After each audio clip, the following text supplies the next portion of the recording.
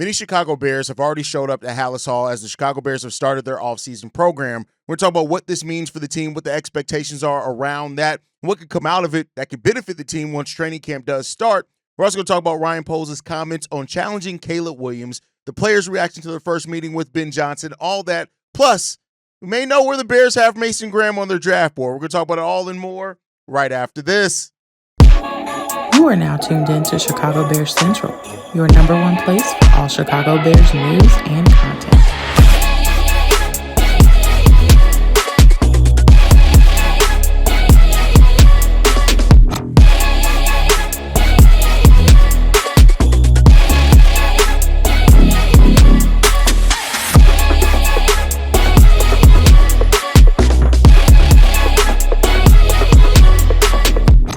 What's going on, Bears fans? Welcome to another episode of Chicago Bears Central, your number one spot for everything Chicago Bears related. I'm the host, Derek Hayes, but more importantly, you guys can follow the channel at Chi Bears Central on every social media platform we happen to be on. With that said, let's go and get into this content for today, y'all. And the Bears have started their offseason program. We've got a number of Bears already who've shown up for it. We know DJ Moore's there, TJ Edwards, Gervon Dexter, who, by the way, Gervon Dexter looks like he's dropped considerable weight. Like, he finished last season around 315 pounds. He honestly looks like he's more around 280, 290 pounds right now. If you guys get to go out and check that out, that's major, right? You look at Gervon Dexter, who already slimmed down considerably at the start of last season, to come in, continue working on his body and what he is going to be prepared to give on that defensive line with Grady Jarrett and everything like that. Like, it's good to see Gervon Dexter really taking his conditioning seriously. And while he's slimming down and trimming up, but getting stronger because he's putting on more muscle, that's really good when it comes down to Gervon Dex. Like, Dex is prepared to have another breakout season. Last year was considered a breakout season for him, kind of tapered off as the whole entire team did towards the end of last season. But Gervon Dexter has a great opportunity to take his season even another step further, especially with the new coaching staff and things like that. And so, everybody reporting here, like I said, TJ Edwards, Caleb Williams is in the building, all those type of things going up. It's really good vibes right now around the Chicago Bears. And that, quite frankly, is where you want to be at right now, right? Like, you want to be in a place where all you have is the offseason, right? And I've said that multiple times. It's when all you have is the offseason. It's things like that that matter, right? You got guys showing up, really, learning that curve of the new system, getting everybody in gear on the same page. That's a really important thing for what it is right now, is that getting everybody on that same page, all with the same terminology, and just clearing up as much of that shorthand as what you possibly can, with it being the offseason program. And so, the Bears are doing and taking care of the business that they need to take care of. And that's just what it comes down to for the Bears, right? And so, you got a lot of players as well meeting Ben Johnson for the first time, or talking about what it was like meeting him for the first time, right? Kevin Byard, the veteran here, saying this: "Our first meeting was great today. He brought a lot. Ben Johnson brought a lot of energy. He's brought an excitement to the city and to this team, right? You got more of that. Tory Taylor, the punter, says we're going to learn a lot more about him, but I think you've got to turn on the tape from Detroit to see his aggressive mindset, and you can tell he's an aggressive person. It's going to be something new and different, and that's always exciting. It's going to be hard, but we want it to be hard. So I'm really excited. So you're getting some guys and their impression on Ben Johnson right away after meeting him. And again, things are going the way that they can go at this point, at the way that they need to go at this point in time. It's just getting everybody on the same page, preparing. But like I said, you look at Gervon Dexter and the shape that he's come into right again before training camp. That's huge, man. That's something that's easy to overlook and easy to take for granted. But like, not everybody has the the discipline in the offseason to really go out and attack things the way they have. And so Gervon Dexter, who's set up to have a really big season, you look at the way that front line is really building with Gervon Dexter. We got more on that because some things happened with the video that came out that may point to what the Bears are looking and considering it doing even more with that defensive line. It's just really good to see that everybody's coming in. But with that comes expectations, right? And so Ryan Poles talked about the importance of challenging Caleb Williams. He got very honest in regards to, we're going to read some of the quotes here. He said this: "To me, it was more of creating an environment to challenge Caleb more than it was to, I don't know another word, but kind of baby him along. I think there's a space for building someone's confidence, but I think you have to be demanding and challenging of the expectations of what you're looking for. I think guys respond to that really well, and I think he needs that and deserves that, right? And that's an important thing, right? When you look at Caleb Williams over the last 4 or 5 weeks of the season, 11 touchdowns, only 1 interception, right? You already pair this with what Ben Johnson said last week when we heard from Ben Johnson and how he wants to challenge Caleb and talking about getting Caleb Williams more under center. Caleb has been a player that throughout high school and college has basically played, majority played under the shotgun. And, they're going to try to put him more under center. They're going to try to force his development and growth as a quarterback. And that's what you need to do, right? Like, I say this to my kids all the time, and it's a phrase that you're going to hear a lot on this show. It's called growing pains for a reason. And to have those growing pains to grow, you got to become uncomfortable. And it is painful to grow in the ways that you need to do at times, right? And that's what the Bears are looking to do here when it comes down to it with Caleb Williams. Yes, the conversation around Caleb went in a few places last year, right? You had some Bears fans that, heard the conversation around Caleb, and they took that to mean, especially when we talked about the offensive line and the pressure, that it was, hey, we're throwing Caleb Williams too much bell.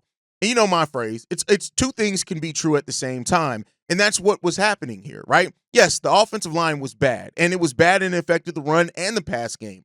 But that does not mean that Caleb Williams doesn't have things that he needs to grow from. And part of that is his decision-making. Part of that is his decisiveness, right? Part of that is the timing, right? And the overthrows, right? Those things are there.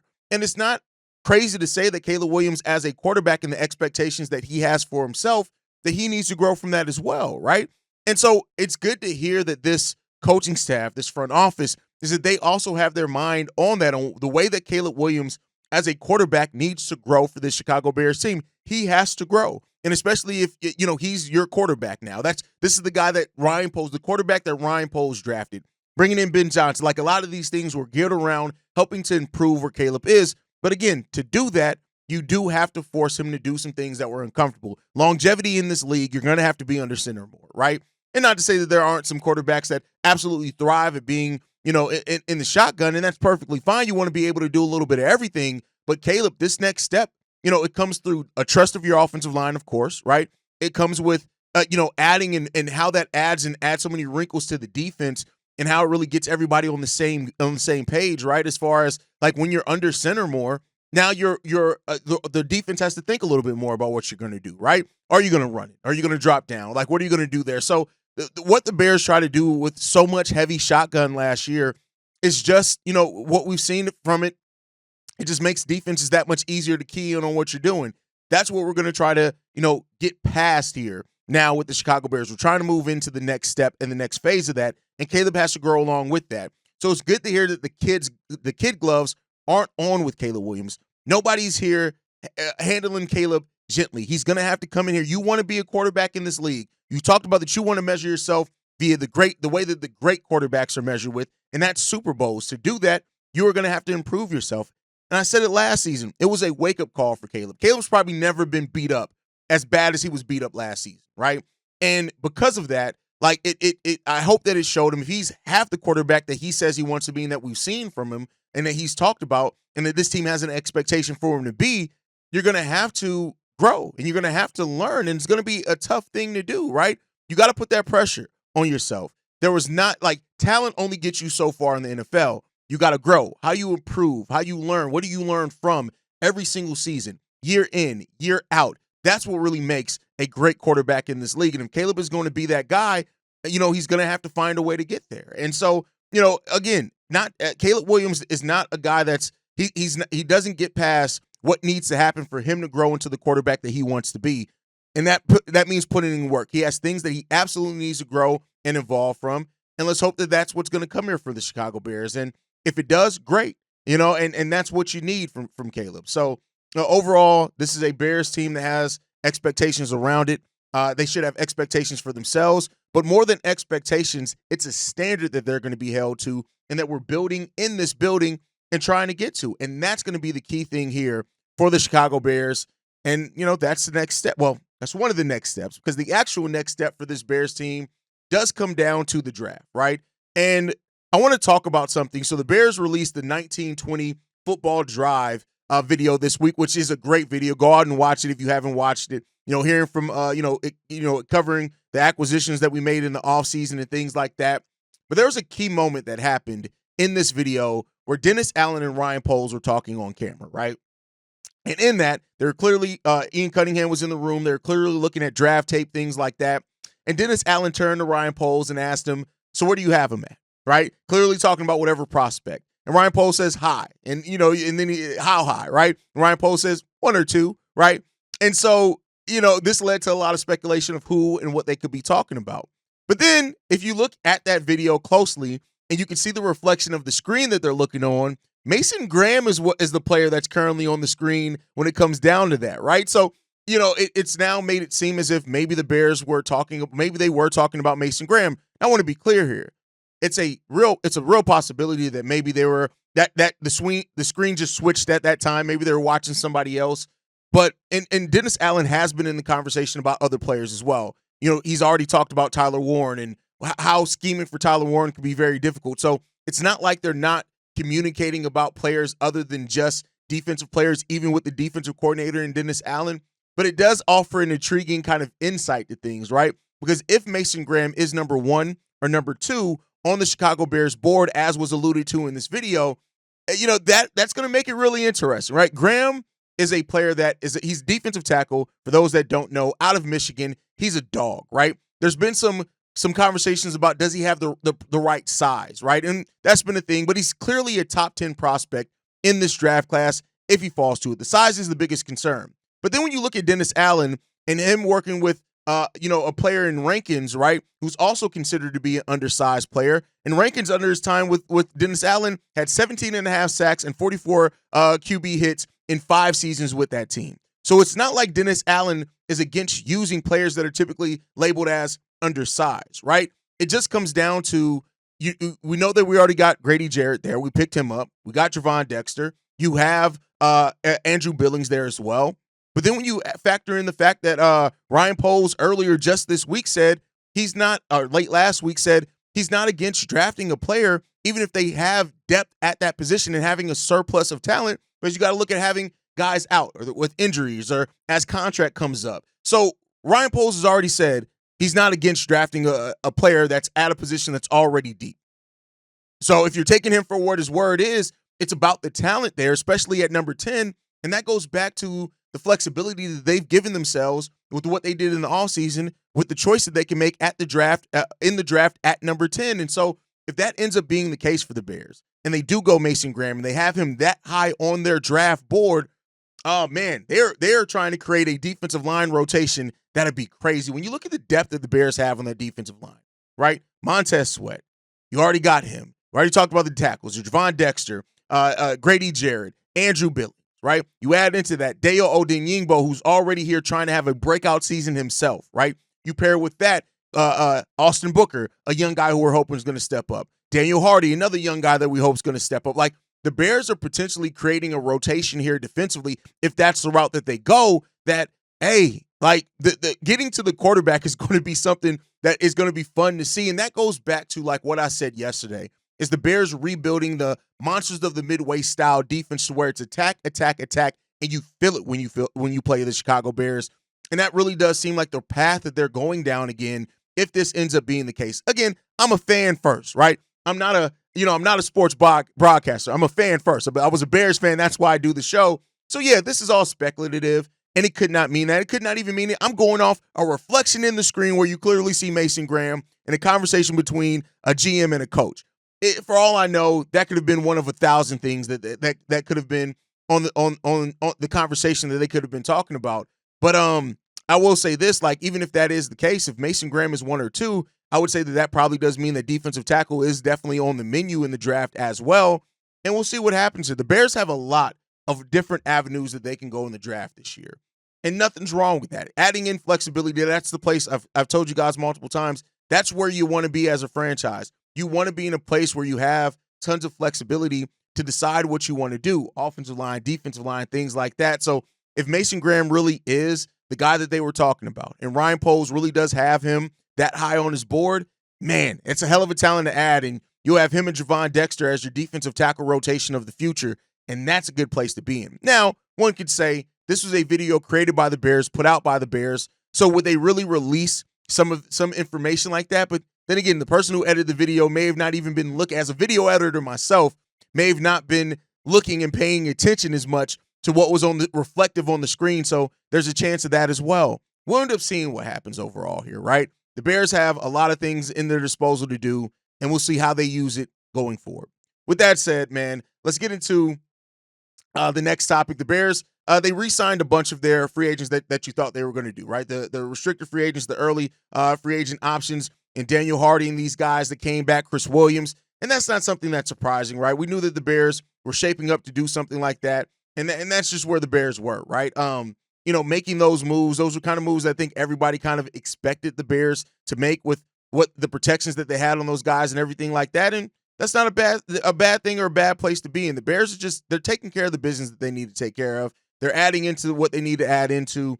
And overall, it just comes down to, hey, listen, we're all ready for football to start. That's really what it comes down to. Everybody's just ready for football to start. So Jonathan Ford, Daniel Hardy, Bill Murray, Amir Speed, and Chris Williams as well, who's a restricted free agent, have all signed their contracts with the Chicago Bears. No contract details as of right now, not expected right now either, but that's where the Bears sit at with those things. They sit in a really good place. Now, we were talking about the draft, right? And a lot of things are still up in the air with the draft and what the Bears are going to do, right? Offensive line, defensive line. There are a lot of things that are still on the board, on the menu, however you want to talk about it when it comes down to the Bears and what the next steps are. The Bears, heading into heading into the draft, that is the most exciting thing left, right? Now, the Bears, we've talked about the Bears potentially trading back in this draft, right? And when you look at it, I think I have identified the best candidates for the Chicago Bears to trade down to. We're going to talk about 3 trade back candidates, then we're going to get into the mailbag a little bit. First one, the Pittsburgh Steelers, right? Now, the thing with this is that we've traded with the Steelers before, so there is a trade relationship there as well, right? And with them, they acquired DK Metcalf, things like that. This is a team that's still looking to maybe trade up in the draft and get their quarterback. And with quarterbacks not necessarily being on the highest, place of the board, this is a place where the Steelers could look to trade back if they decide to do, trade up if they decide to do so. And the Bears could be looking to facilitate that to gain more assets. So I think the Pittsburgh Steelers are a trade candidate with the Chicago Bears. Next one up, the Seattle Seahawks, right? I think the Seahawks as well. They are trying to find players to replace DK Metcalf, Tyler Lockett, players that they lost there. And with them being interested reportedly in Tyler Warren, they could be looking to trade up to get that 10th pick and try to draft Tyler Warren if he's there. Now, that would become if the Bears aren't looking to draft Tyler Warren, but that's what you're looking at there, right? And then the Denver Broncos, right? This is another team that I think is a likely trade up scenario and candidate in this draft, and they could look to pair with the Chicago Bears. Tyler Warren is another guy that could thrive in Sean Payton's system, and they could look to get that. And if the Bears do have a different position or whatever else it is, they could be looking to trade back as well, gain some more assets. Dallas Cowboys are another one here that could be looking, depending on who's on the board there as well. So keep a lookout on the Dallas Cowboys also. But those are the teams that I think are the most likely candidates to trade up, and the Bears could pair with and gain some more assets out of.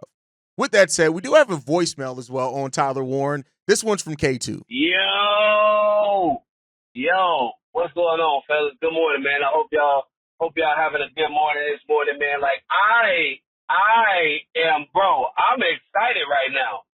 Like, okay, I'm just gonna say it. C-Dub, big dog. You was right. You was 100% right about Tyler Warren. I had no idea, bro. I know I called a couple times about Jack Sawyer, and I think we might draft him at number 1 because I think our defensive line still needs some work.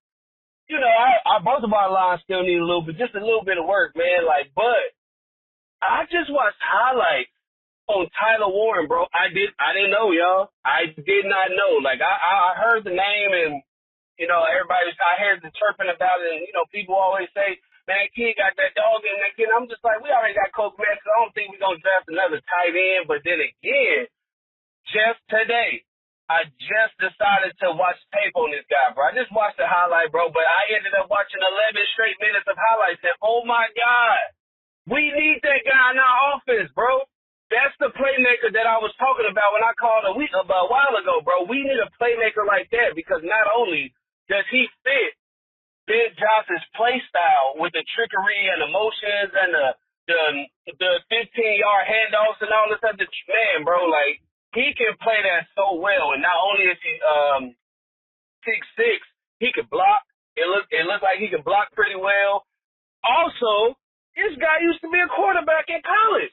For high school, in high school. He used to be a quarterback in high school, bro. And he like an awkward lefty. Like, that's, bro. And you talk about, I'm just so excited. Like, I can't even explain it, bro. Like, we need that guy in our offense, bro.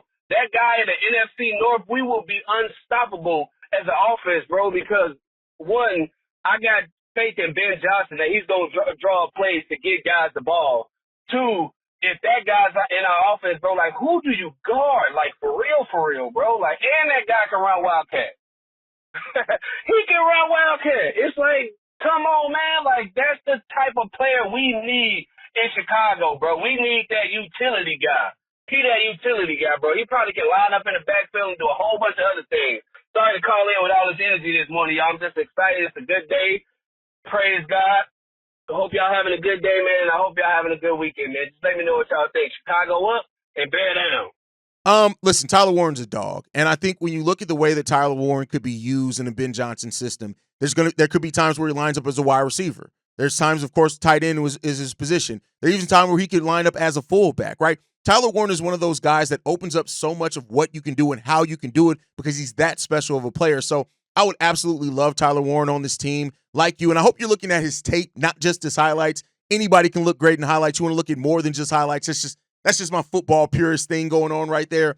But when it comes down to it, if Tyler Warren ends up being the guy that's called by the Chicago Bears, the Bears are getting themselves an absolute dog of a player who can come in and do a lot for what this team needs under Ben Johnson's system. Like I said earlier, Ryan Poles has also said he's not against drafting positions that are already deep, which my initial mind was like Cole Kmet. He can really thrive under Ben Johnson.